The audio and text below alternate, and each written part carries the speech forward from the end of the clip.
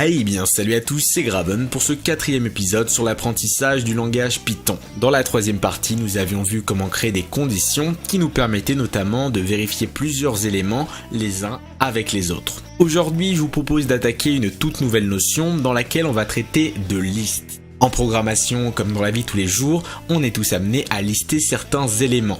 Je donne un exemple très simple pour m'illustrer. Lorsque vous allez faire vos courses, vous créez pour la plupart une liste avec le nom de chacun des produits. Ce qui vous facilite la vie puisqu'on peut parcourir cette liste, ajouter au préalable des éléments, en supprimer par la suite, etc. etc.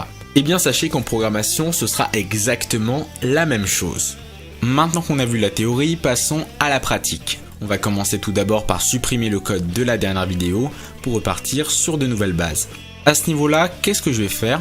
Je vais tout d'abord commencer par créer une liste qui va stocker des pseudos pour simuler un jeu en ligne. On aura par exemple une liste qui va stocker comme pseudo Graven, Anana, Emacs, etc., etc. Pour créer une liste, on va commencer par créer ici une nouvelle variable qui aura pour nom par exemple online_players, correspond aux joueurs en ligne. Je vais mettre ici le égal de l'affectation et on va ici ouvrir des crochets. C'est à l'intérieur de ces crochets que tout va se passer. Donc je vais mettre mes différentes valeurs dans des chaînes de caractères. Donc comme d'habitude, on ouvre les guillemets et on va mettre une première valeur, Graven par exemple. On rajoute une virgule pour ajouter un deuxième élément à la liste. Et ici je vais mettre Anana. Troisième élément, on continue, Emacs, et on pourrait très bien continuer ainsi de suite. Donc si maintenant je fais un print de cette variable onlinePlayers, je vais lancer le programme et vous allez voir que j'ai bien une liste qui contient ces différents éléments. Mais là vous allez me dire, ok Graven c'est bien beau tout ça, mais comment récupérer un élément précis dans cette liste ? Si je souhaite récupérer par exemple le premier élément, comment vais-je faire ? Eh bien ce qu'il faut savoir, c'est que chaque élément de ma liste porte un numéro, ce qu'on appelle un indice. Ça va être tout simplement sa position dans cette liste. Si je souhaite récupérer le premier, ce sera le numéro 0. Le deuxième 1, le troisième 2, etc. etc. Mais c'est très important de comprendre qu'on part de 0. Donc je vais essayer, je vais faire ici un petit print, je mets ensuite le nom de la liste que je souhaite cibler, je vais ici ouvrir les crochets pour dire que je vais récupérer un élément, donc ce premier élément Graven porte le numéro 0. Je lance le programme et là on a bien Graven qui a été affiché, donc ça fonctionne parfaitement. Maintenant si je vous demande de récupérer le dernier élément de la liste, comment vous allez vous y prendre ? Alors vous avez plusieurs possibilités, soit ici vous faites un print de onlinePlayer 2, étant donné que c'est le troisième élément. Donc là ici on a 0, 1, 2. Si je lance le programme, on a bien la dernière valeur. Ou alors vous pouvez très bien ici utiliser la fonction len qu'on avait déjà utilisée pour compter le nombre d'éléments dans cette liste. Donc là il va vous retourner qu'il y a 3 éléments. Sauf que si vous essayez de récupérer le troisième, il n'y en a pas. Si je lance le programme, regardez, il me met une erreur. Il essaye de récupérer un élément qui est en dehors de la liste. Donc ce qu'il faudrait faire, c'est simplement ici soustraire 1 à cette valeur. Donc il va récupérer la deuxième, comme on soustrait 1. Je lance le programme et c'est bon. On a bien ici Clémax. Je vais rajouter à ce niveau-là une valeur pour vous prouver que ça fonctionne correctement. Par exemple Bob. Et là, regardez, on a bien Bob, qui est la dernière valeur. Parfait.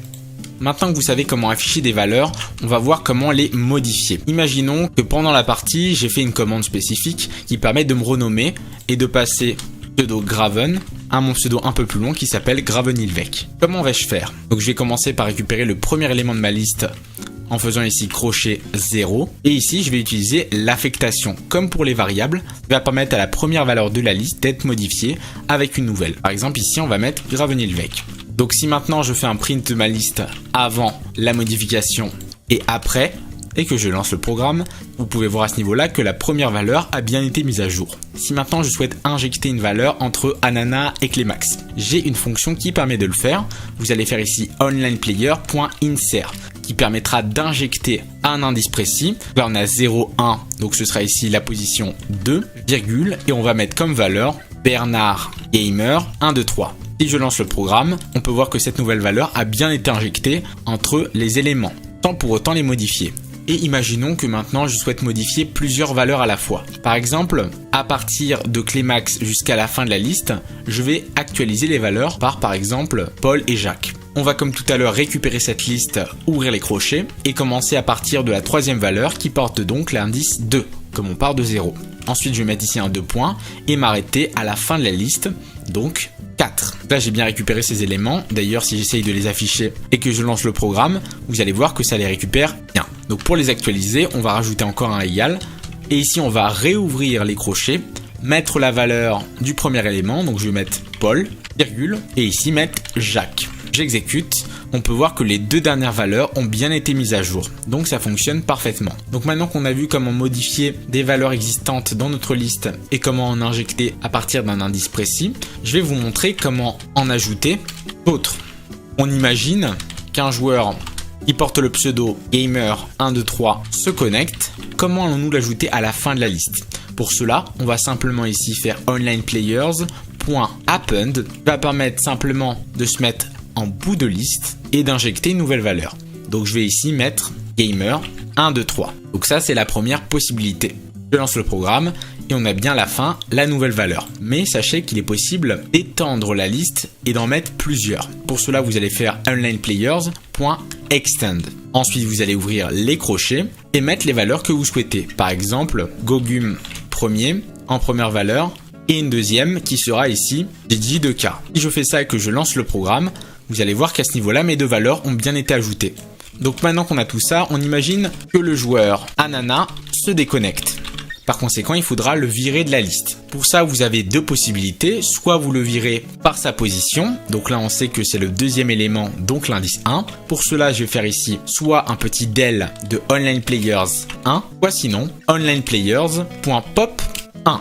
Ces deux éléments vous permettent de faire à peu près la même chose. Donc si je lance le programme, on a bien ici la valeur Anana qui a disparu. Autre possibilité, vous pouvez très bien utiliser la fonction remove qui va vous permettre de le virer par le nom. Par exemple, je vais virer la dernière valeur qui est Bob. Donc je vais mettre ici Bob. Je lance le programme à nouveau et on peut voir que cette valeur a disparu. Et enfin, dernier moyen de supprimer des éléments, on imagine que la partie c'est fini par exemple et que vous voulez nettoyer, remettre à neuf votre liste. Soit vous faites ici un del de onlineplayer en mettant la liste complète, et on va pas se le cacher, est un peu redondant. À la place, on pourrait très bien mettre onlineplayers.clear naturellement.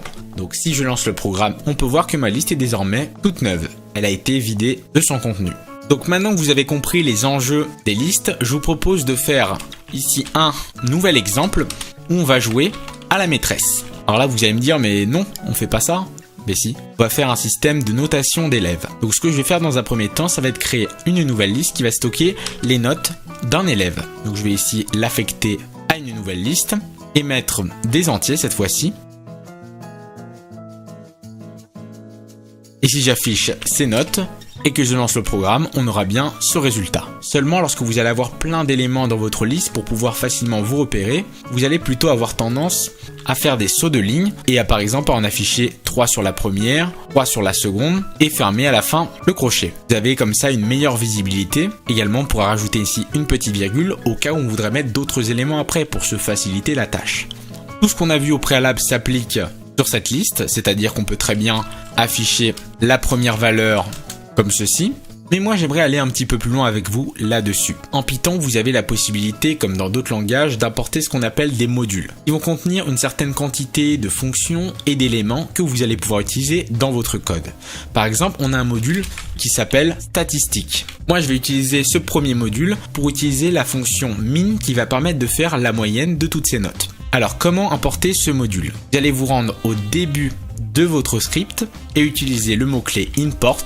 Ensuite, vous allez mettre le nom de ce module. Donc là, je vais commencer à écrire statistique et automatiquement, il va me le proposer. Et là, il me dit que pour l'instant, je ne l'ai pas utilisé, ce qui est tout à fait normal. Donc si maintenant, je crée par exemple une variable résulte, va faire appel au module statistique, point, vous allez voir que j'ai un tas de possibilités. Et la première, et c'est notamment celle qui va m'intéresser, c'est la fonction min qui va permettre de faire la moyenne de notre liste de notes. Ça vous évite de récupérer la première, la deuxième, la troisième, la quatrième, la cinquième, la sixième note et de diviser par 6. Si je fais CTRL et que je clique sur cette fonction, ça va me diriger vers ce fameux module où on aura plein de possibilités.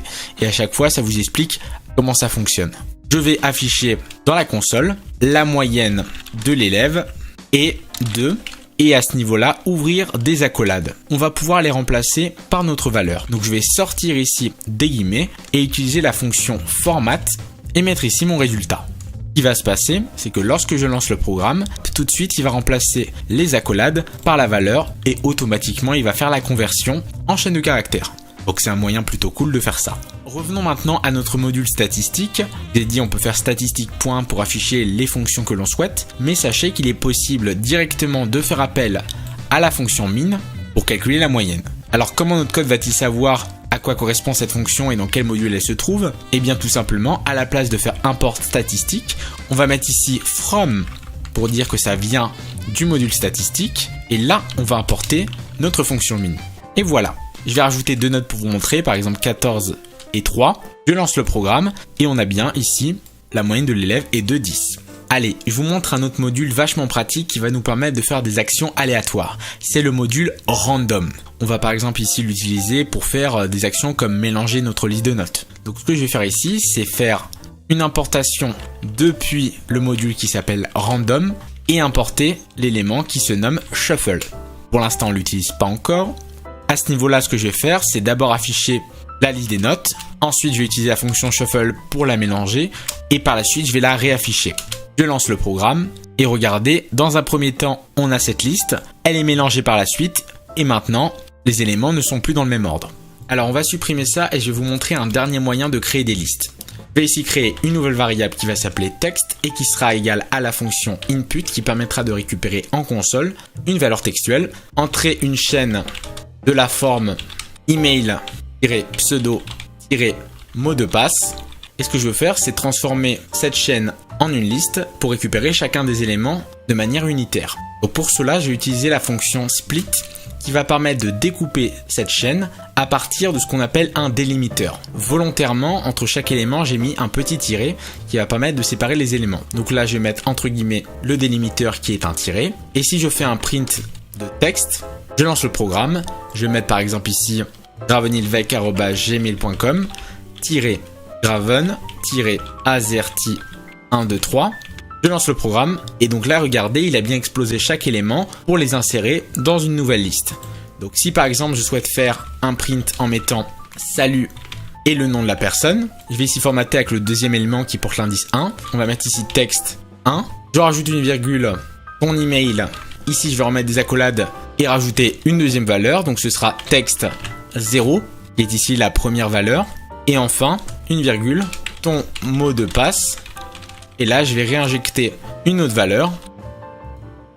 Je lance le programme, entrer une chaîne, donc gravenilvec@gmail.com graven-azerty123.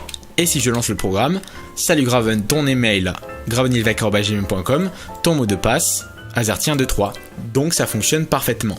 Comme à chaque fin de vidéo, je vais vous donner un petit TP à faire pour la prochaine fois afin de vous entraîner sur cette notion ainsi que les anciennes. Donc ce sera aujourd'hui un système de générateur de phrases. Vous allez demander en console une chaîne de la forme mot 1 / mot 2 / mot 3 / mot 4, etc. etc. L'utilisateur va devoir énumérer tous les mots possibles pour ce générateur. Ensuite, vous allez transformer cette chaîne en une liste, la mélanger une ou plusieurs fois, peu importe. Et si le nombre d'éléments de cette liste est inférieur à 10, alors vous allez afficher que les 2 premiers mots. Par contre, si le nombre d'éléments est supérieur ou égal à 10 dans cette liste, alors vous allez afficher les 3 derniers.